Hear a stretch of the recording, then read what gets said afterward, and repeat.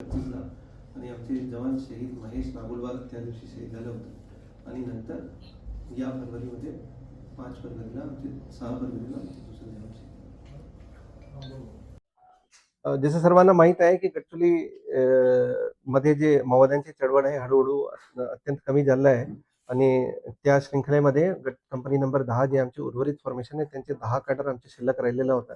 आम्हाला 3 तारीखचे संध्याकाळी एक खात्रीशीर गोपनीय माहिती भेटली होती की कंपनी नंबर 10चे फॉर्मेशन आणि छत्तीसगडचे काही अननोन फॉर्मेशन थेट गडचिरोली नारायणपूर सीमावर दबा धरून बसले आहे, कॅम्प लावून बसले आहे आणि ते कोणतीही मोठ्या घातपातची घटना चे नियोजन करत आहे.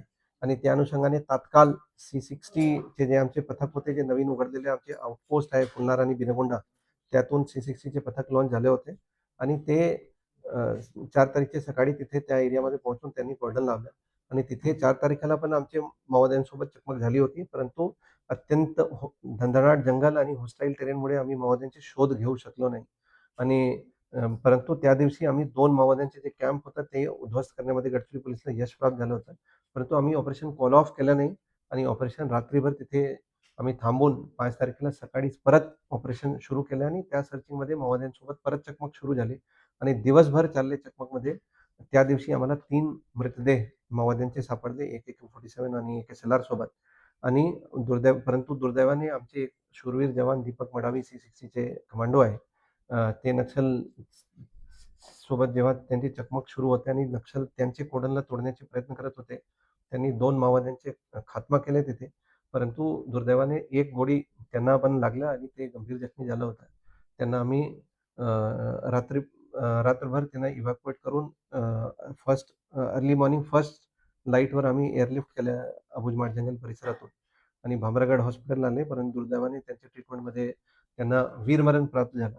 एक आणखी जवानला गोळी लागली होती, त्यांना पण एअरलिफ्ट करून गडचिरोलीला आणले आणि परंतु त्यांची स्थिती सध्या स्थिर आहे आणि ते धोकाबाहेर आहे. ते गडचिरोली सिव्हिल हॉस्पिटलमध्ये ट्रीटमेंट घेत आहे.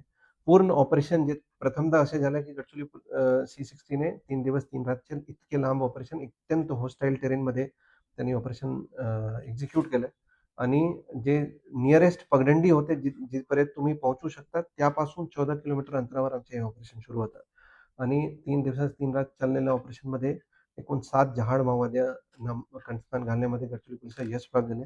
सर्वात मोठी बातमी हे आहे की जे गडचिरोली कंपनी नंबर 10चे जे इन्चार्ज त्यांचे नेतृत्व होता दोघटी चंद्रराव उर्फ प्रभाकर, तेलंगणाचे राहणार आहे. ते DKSZCM incharge of western sub zonal bureau, incharge of company number 10, ते त्यांच्यावर महाराष्ट्र शासनाने 25 लाख रुपयाचे बक्षीस जाहीर केले होते.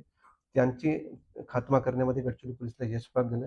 हे 7 कॅडर्सचे आयडेंटिफिकेशन झालेलं आहे. 3 आमची कंपनी नंबर 10चे कॅडर आहे आणि उर्वरित 4 जे आहे ते छत्तीसगडचे वेगवेगळ्या फॉर्मेशनचे कॅडर आहे. एकूण 7 माओवाद्यांवर महाराष्ट्र शासनाने 71 लाख रुपयाचे बक्षीस जाहीर केले होते आणि हे पूर्ण operation ADG special ops doctor Shering Borje sir, IG anti Naxal operation Sandeep Patil sir, DIG Gadchiroli Ankit Goyal sir, DIG CRPF Ajay Sharma sir यांच्या नेतृत्वाखाली गडचिरोली पोलिसने एक्झिक्यूट केलेलं आहे. ते आमचे शूरवीर जवान दीपक मडावीला आम्ही आदरपूर्वक श्रद्धांजली अर्पण करतो आणि जे उर्वरित आमचे कॅडर राहिलेलं आहे त्यांना परत मी आवाहन करतो की जे पण आमचे राहिलेला कॅडर आहे ते आत्मसमर्पण करून मुख्य धारामध्ये या, नाहीतर गडचिरोली पोलीस आणखी नक्षल विरोधी अभियान तीव्र करणार.